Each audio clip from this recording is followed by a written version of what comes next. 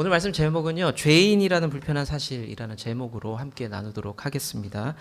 사람들이 태어나면 다 저마다 각각 다양한 모습으로 살아가죠. 그래서 우리 청년들, 젊은 세대는 뭐 수저 이야기도 많이 하죠. 뭐 금수저, 은수저, 뭐 흙수저 이런 이야기들도 많이 하는데, 태어나면서 직면하게 되는, 그러니까 마주할 수밖에 없는, 피할 수 없는 어떤 것이 있습니다. 다 다양하게 살아가지만 이것만은 피하지 못해요. 뭘까요? 엄마 말고, 죽음입니다. 죽음. 그런데 보통 사람들이 죽음에 대해서 생각할 때 이렇게 생각하고 살아간다고 합니다. 나랑은 상관없지. 나라는 상관없지. 그렇게 생각을 한다고 해요. 그러니까 다른 사람의 죽음의 소식을 듣거나 죽음을 보았을 때는 우리가 막 공감도 하고 슬퍼하고 애통하는 마음들이 있는데, 정작 특별한 일이 없으면 내게 있어서 죽음은 별로 상관없다. 나랑 상관없다라고 생각을 하면서 살아가고 있습니다. 그러니까 머리로는 알아요. 그렇지. 아까 대답하셨잖아요. 태어나면은 죽는 건 당연한 거야. 머리로는 알고 있는데 우리가 가슴으로 죽음이 나랑 상관 있나? 그런 생각을 깊게 하고 있지는 않습니다. 그런데 사람들이 왜 그러느냐?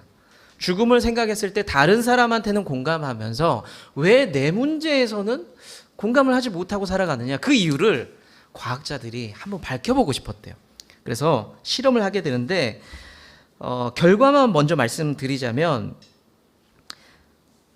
내 죽음, 그러니까 나에게 어떤 죽음이라는 이슈가 딱 생기잖아요. 그러면 뇌가 딱 차단을 해버린대요. 그러니까 막 갑자기 움직이던 뇌가 갑자기 멈춰버린다는 거예요. 그러니까 나랑 상관없어. 몰라. 이게 모른 척하는 거 있잖아요. 그런 것처럼 뇌가 멈춰버린다는 거예요. 그 실험을 어떻게 해봤냐? 한 사람이 이렇게 앞에 사진을 봅니다. 그러니까 제가 이렇게 봐요. 제 사진이 있고 다른 사람 사진이 있어요. 근데 거기에 이제 뭐가 하나 붙습니다. 그 글자가 하나 붙어요. 내 사진이 올 때 그러니까 죽음과 관련된 사진이 붙는 겁니다. 뭐 장례식, 무덤, 뭐 이런 글자들 있잖아요. 그리고 다른 사람 사진이 떠오를 때도 거기에 똑같이 그런 글자들이 막 떠올라요.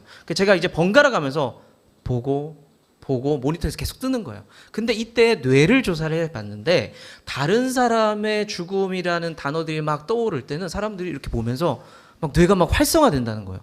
여러 가지 감정을 느끼고 활성화됩니다. 그런데 내 사진이 딱 뜨는 순간 뇌가 그것을 닫아버린대요. 희한하죠? 그래서 과학자들이 궁금하잖아요. 또 이유를 밝히고 싶었는데 그 이유는 이렇게 정리를 한다고 해요. 본성이다, 이건. 본성. 사람들이 죽음이라는 것 앞에 직면하게 될 때는 불편하고 우울하고 힘드니까 행복하고 싶어서 내 죽음 앞에서는 모든 걸 차단해 버린다는 거예요. 뇌가 살고 싶어서, 생존 본능이라고 합니다. 그러니까 늘 살아가면서 나는 죽을 거야, 나는 언젠가 죽겠지, 이런 생각을 하고 살아간다면 재미있기가 힘들겠죠, 인생이. 그러니까 그것을 알고 우리 몸이 그렇게 준비가 된 거예요. 그렇게. 그래서 억제해 버립니다. 재밌게 살라고. 저는 이 또한 하나님의 세팅이라고 생각을 해요. 사람이 살면서 늘 힘든 일을 기억하고 아픈 일을 기억하고 그리고 내 죽음에 대해서만 생각하고 살아간다면 너무 힘들겠죠. 하나님 그렇게 세팅해 주셨어요. 좀 행복하게 살으라고. 그런데 성경은 한 번 반면에 다른 것도 짚어주고 있어요. 죽음에 대해서 계속해서 기억하라고 우리에게 말씀하고 알려주고 있습니다. 성경의 많은 인물들을 이렇게 보시잖아요. 그러면 그 사람의 활동, 사역들, 그런 것들을 쭉 기록하면서 대부분 인물들의 마지막은 뭘 기록해요? 죽음을 기록해요. 그 사람에 대한 평가나 죽음을 기록을 합니다. 성경은 계속해서 사람의 인생의 마지막 죽음에 대해서 기억하라라고 말씀을 하고 있다는 거죠. 시편 49편 9절과 10절의 말씀을 보면요, 사람이 똑똑하든지 못하든지 아니면 좀 많이 가졌든지 덜 가졌든지 모두가 죽을 수밖에 없다라고 말씀을 하고 있거든요. 한번 같이 읽어볼까요? 시작.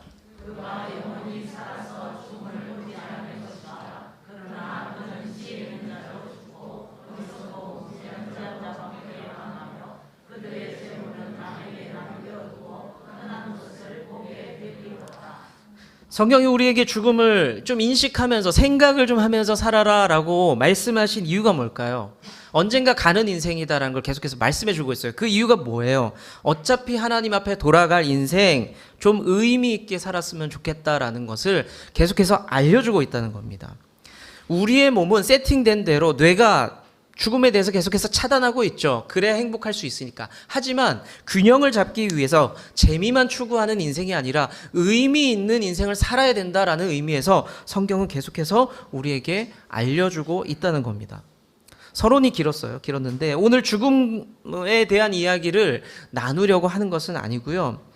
피할 수 없는 이 죽음이라는 것이 왜 우리 인생에게 찾아왔는가에 대한 말씀을 좀 나누어 보려고 합니다. 왜 죽음이 인간에게 필수적인 요소가 됐을까요? 왜?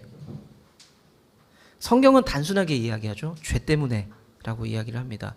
로마서 6장 23절은 죄의 삭은 사망이다 우리가 외우고 있잖아요. 그러니까 죄의 결과는 죄에 따른 것이 죽음이다 라고 분명하게 선언을 하고 있습니다. 그리고 여기뿐만 아니라 로마서의 일관적인 메시지가 뭐냐면 모든 사람이 죄인이라서 우리는 모두 죽음을 피할 수 없다라고 이게 직언을 하고 있습니다. 우리 면전에 대고 얘기하는 거예요. 너 죽어라고 얘기하고 있는 겁니다. 그래서 죽음을 이야기한다는 것은요, 우리 신앙의 출발선이에요. 출발선.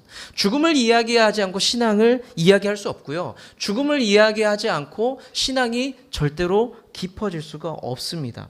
내 죄를 인정하고 내가 그렇게 죽었어야 됐어라는 것을 시인할 때에 십자가가 등장하는 거고 십자가 이후에 부활이 등장하는 거예요. 우리 신앙의 출발은 죽음이고 사망이에요. 죄에서 시작을 합니다. 그래서 신앙인에게 죽음을 인식하고 죄를 인식한다는 것은 엄청나게 중요한 사실이죠. 오늘 말씀, 우리가 읽었던 말씀은 세 장면으로 나눌 수 있는데 첫째는 그러니까 세무 공무원이었죠. 세리가 한 사람 등장하는데 그 사람 이름이 레위였습니다. 레위를 예수님이 제자로 부르는 장면이죠. 레위는 우리가 잘 알고 있는 마태입니다. 마태. 자, 두 번째 장면은 뭐냐면 그 레위가 예수님과 사람들을 초청해서 식사를 하는 장면이에요. 세 번째 장면은 뭐냐면 그 식사하는 장면을 바라보면서 바리새인들이 쑥덕쑥덕 하는 거예요. 저 죄인들 무리 좀 봐. 예수님은 왜 저 사람들과 함께 할까 쑥덕거려요. 근데 그게 또 걸리죠. 예수님 앞에. 그래서 예수님이 한마디 하는 장면으로 구성이 되어 있습니다. 이 세 장면 중에 하나를 가지고 말씀을 나눌까라고 생각을 했는데 이 세 개를 이렇게 보다 보니까 하나로 이렇게 엮여요. 그게 뭐냐면 그게 뭘 것 같아요? 죄의 문제예요. 누가 죄인이냐, 무엇이 죄냐라는 질문이랑 엮이게 됩니다. 지금까지 우리가 마가복음을 시작하면서 1장과 2장의 말씀을 쭉 함께 봤는데요. 여러 사람이 등장을 했어요. 유독 사람들이 많이 등장했는데 어떤 사람이었습니까? 병든 사람이 등장했죠. 그리고 귀신 들린 사람들이 나타났고 힘들고 부정하고 아픈 사람들이 나타났습니다.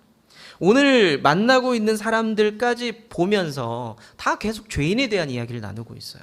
이걸 보면서 예수님께서 이 앞에 있는 서기관과 우리들에게 던지는 질문 두 가지가 있습니다. 뭐냐? 그 두 가지를 가지고 오늘 말씀 나눌 텐데요. 첫 번째가 누가 죄인이냐? 두 번째는 그 죄인 이제 어떻게 할 거냐라는 질문이에요. 그것 가지고 말씀 나눠볼게요. 첫 번째는 예수님의 첫 번째 질문은 누가 죄인이냐는 거예요. 누가 죄인이냐? 지금 예수님 앞에 있는 이 바리새인들은 전통적인 유대관념으로 죄인을 아주 단순하고 심플하게 정리를 합니다. 누가 죄인이냐? 율법을 지키지 않은 사람. 그런데 정확히 얘기하면 해석된, 확장된 율법을 지키지 않고 살아가는 사람들.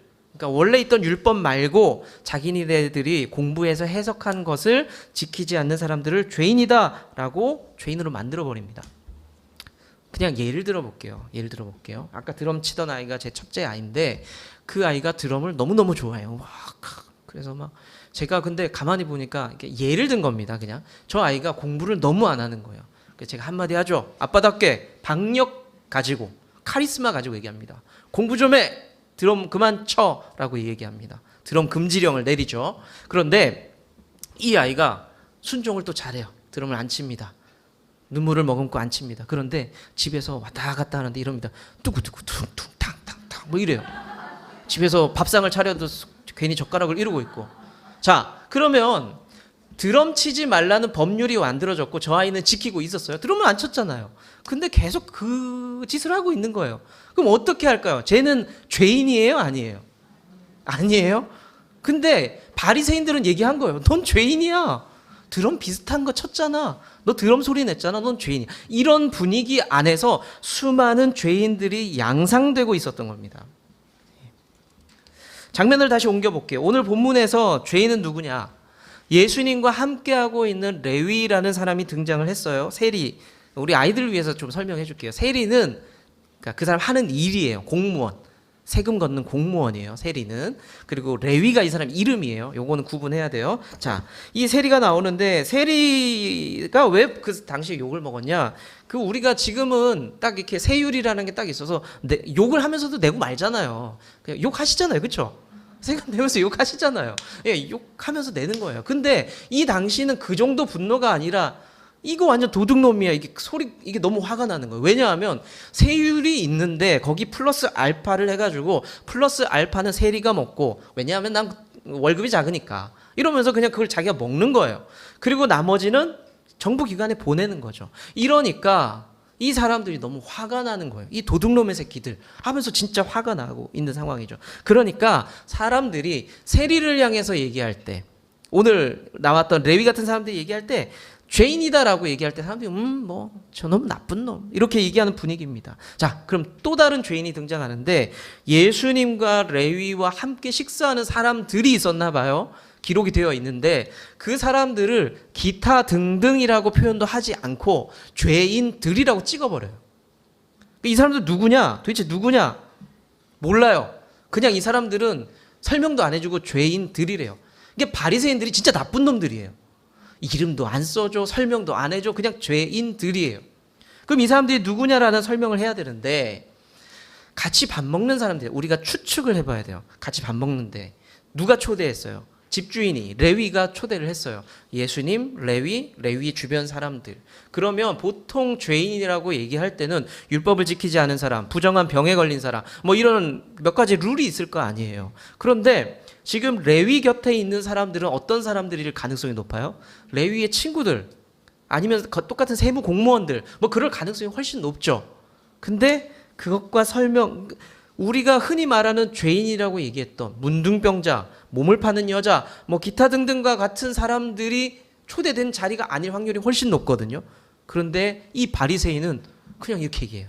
죄인 놈들이라고 얘기를 해버립니다. 이유가 뭐예요? 이유가 이렇게 표기하는. 그 사람들이 누군지도 모르는데 바리새인의 눈으로 봤기 때문에. 나 말고 다 죄인. 아, 저 율법도 제대로 모르는 놈들, 지키지도 않는 놈들, 어중이 떠중이들, 죄인 묶어버립니다. 그런데 예수님의 반응이 조금 묘해요. 예수님 뭐라고 바리새인들이 막 수근수근 거리는 걸 들으시고 나서 뭐라고 말씀하시냐면, 내가 죄인을 부르러 왔다라고 말씀을 하세요. 이 말이 무슨 뜻인가요? 여기 모여 있는 사람들 뭐라는 거예요? 죄인이란 말이에요. 바리새인들이 수근수근 남 욕하고 있는데 예수님이 맞아, 얘네 죄인이야 라고 인정을 해버립니다. 그런데 이게 좀 차이가 있어요.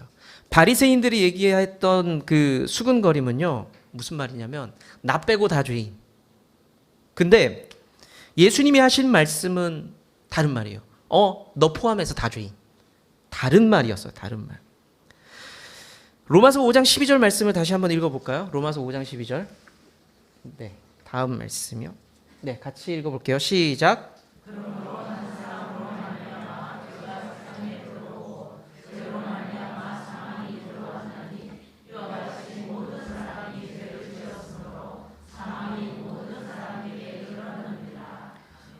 성경의 모든 메시지는, 성경의 일관적인 흐름은 모든 사람은 죄인이라고 선언을 하고 있습니다.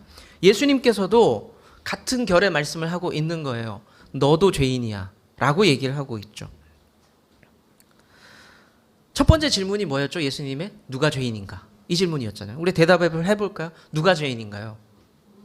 우리가 죄인입니다. 그런데 우리라는 말 속에 때로는 나를 좀 숨기기도 해요. 정확하게 어떻게 표현할까요? 누가 죄인인가요? 내가 죄인이에요. 다르게 표현한다면 내가 포함된 우리가 죄인이죠. 그래서 첫 번째 질문, 누가 죄인인가의 질문에 대한 대답은 나예요. 신앙 고백이 여기서 시작되는 겁니다. 자, 그러면 예수님의 두 번째 질문 볼까요? 두 번째 질문은 죄인을 그러면 어떻게 할 것인가입니다. 죄인을 어떻게 할 것인가? 바리새인의 태도는 분명했어요. 죄인을 어떻게 할 것인가라는 질문을 던졌어요.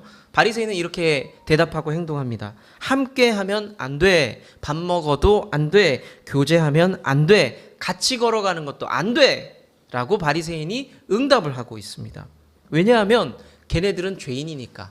나는 그 곁에 있으면 안 되니까. 나는 의인이니까. 내가 물들 수 있으니까 안 돼라고 이제 거리 두기를 시작을 하죠. 자, 그러면 이제 예수님은 어떻게 하면 될까요? 모든 사람이 죄인인데 예수님도 대답했잖아요. 얘네 다 죄인 맞다고 대답했잖아요. 그럼 이제 예수님은 어떻게 하면 될까요? 모든 사람과 거리를 두고 혼자 다니면 될까요? 근데 갑자기 이런 말씀을 하세요. 마가복음 2장 17절의 말씀입니다. 같이 한번 읽어 볼게요. 시작.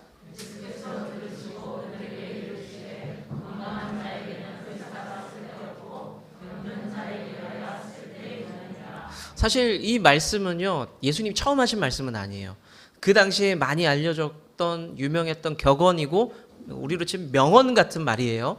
그런 말인데 예수님께서 남들이 다 아는 말을 활용을 해서 앞에 바리새인에게 이렇게 말하는 이유가 뭘까요? 깨달으라고 하신 말씀이에요. 깨달으라고. 이런 뜻이죠. 야, 바리새인아, 너는 병들었는데 너 왜 그걸 모르고 사니? 너 그거 모르면 내가 네 곁에 있어줄 수가 없어. 내가 너를 도와줄 수가 없어. 너 계속 모르고 살아가면, 그렇게 살아가면 죽는다. 그리고 또 한 가지 붙이는 거예요. 다른 의미에서. 이 앞에 있는 사람들은 죄인이고 병자들이잖아요. 그러니까 내가 얘네들이랑 같이 있어야 돼라는 말도 같이 포함하고 있는 거. 나는 얘네들이랑 같이 있어야 돼. 그 말씀입니다. 예수님께서 바리새인들에게 죄인이라는 것을 좀 알려주고 싶었어요. 왜 그랬을까요? 무슨 의미일까요? 그러니까 요 세상 말로 뭐 꼽주려고? 무슨 말인지 아시죠? 꼽준다는 게. 다 모르세요, 이런 말씀? 이거 뭐라 그래야 되지? 너 민망하게 하는 거. 그런 거예요. 야, 너도 죄인이잖아.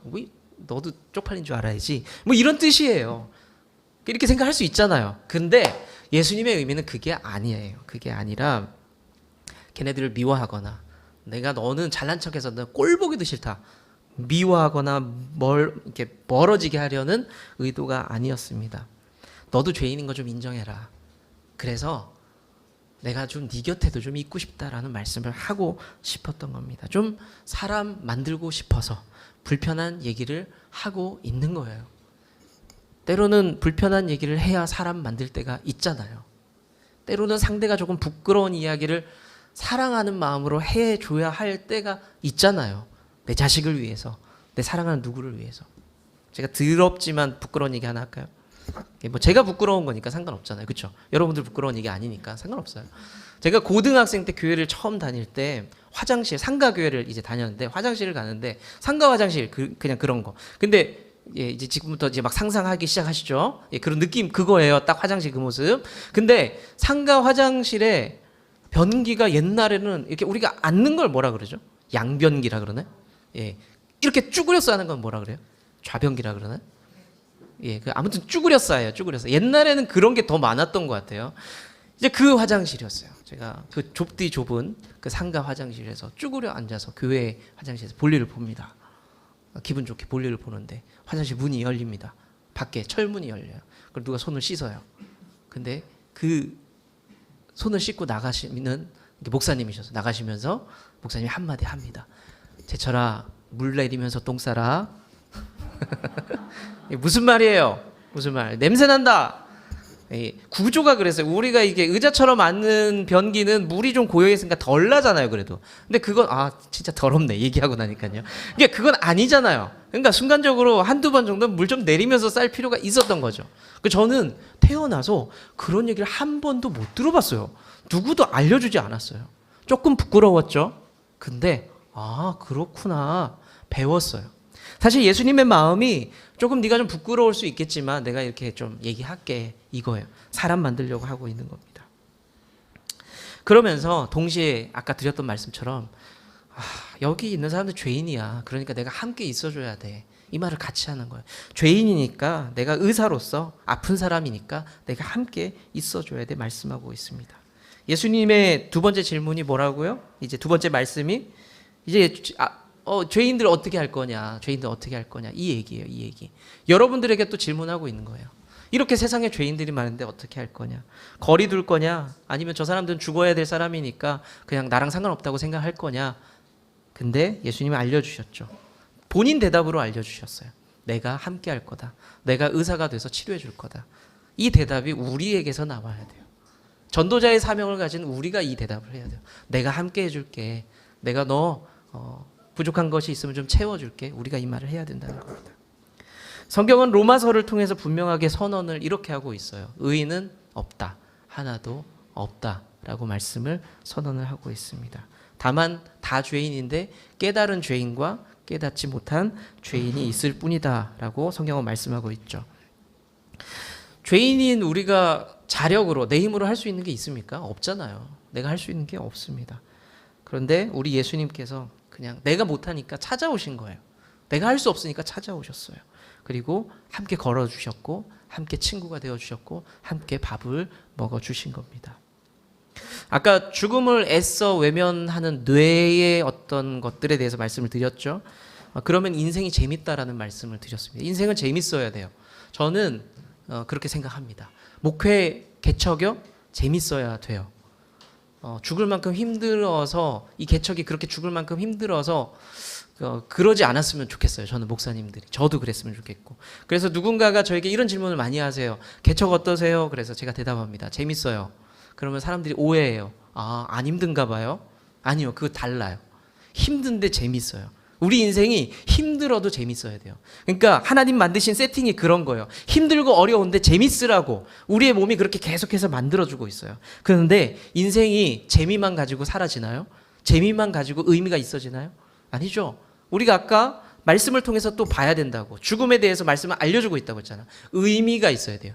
저는 인생에서 중요한 거 이 두 가지를 꼽거든요. 재미 있어야 되고 의미 있어야 돼요. 그래서 신앙인들은 재미만을 추구하면서 살 수가 없어요. 그래서 의미가 있는 삶을 쫓아가기 위해서 하나님을 기억하고 예배하는 삶을 살아가고 있는 거죠.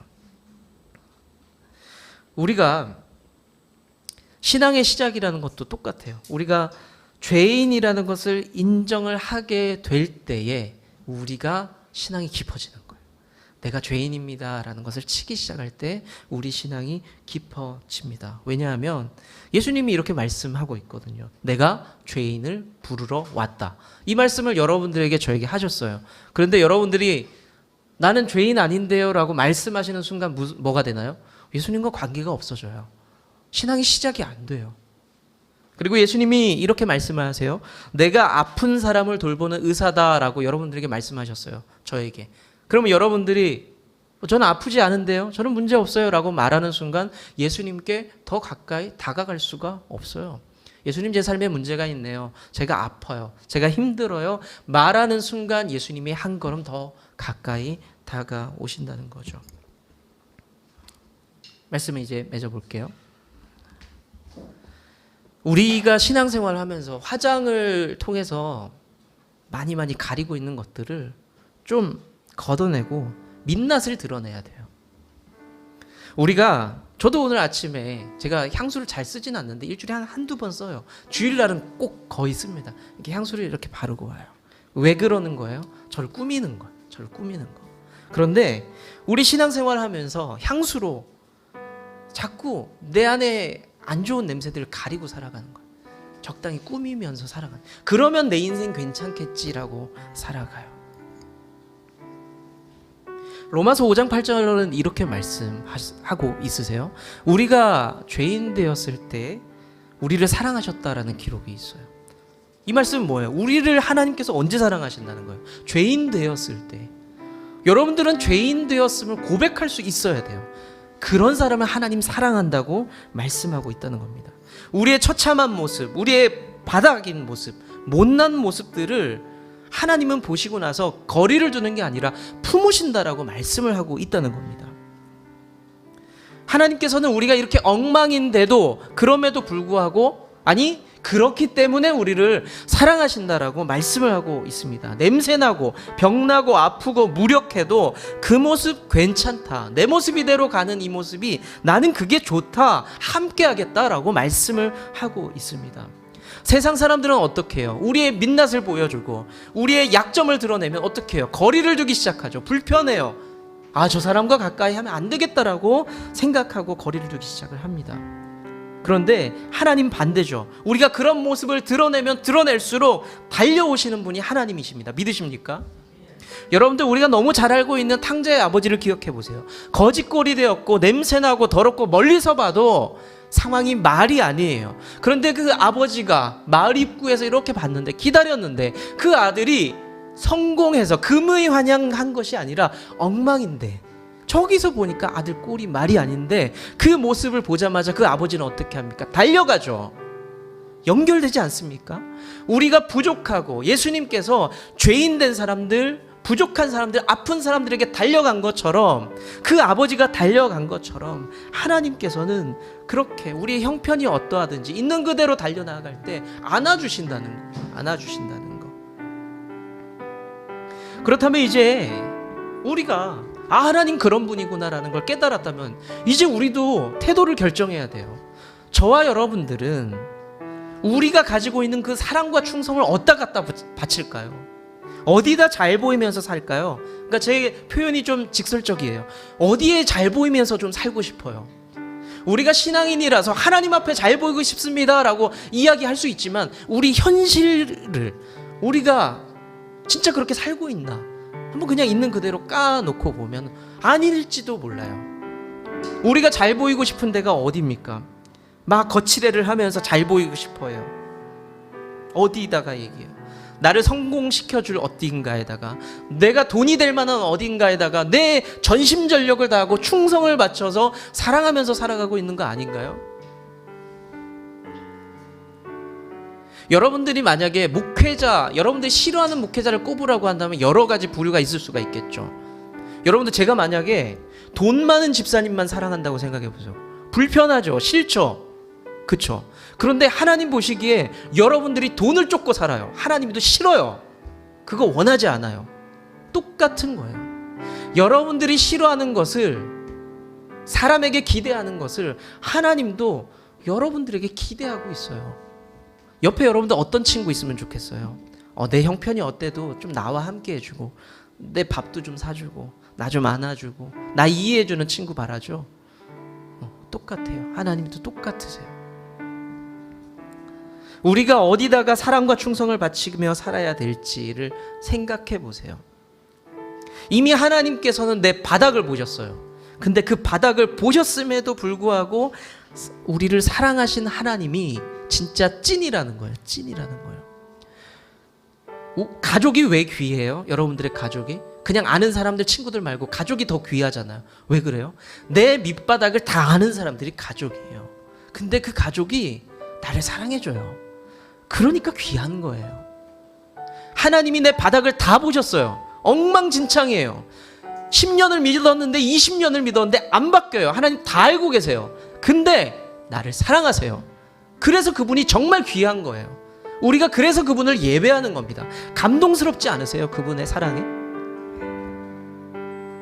우리가 이 시간에 잠시 한번, 언제 깨질지 모르지만 다짐하면서 한번 기도하면 좋을 것 같아요. 한번 눈을 감고 함께 기도하실 때, 하나님, 우리가 좀 다른 곳에 마음 두지 않고 하나님을 지금보다 조금 더 사랑할 수 있는 인생이 되기를 원합니다.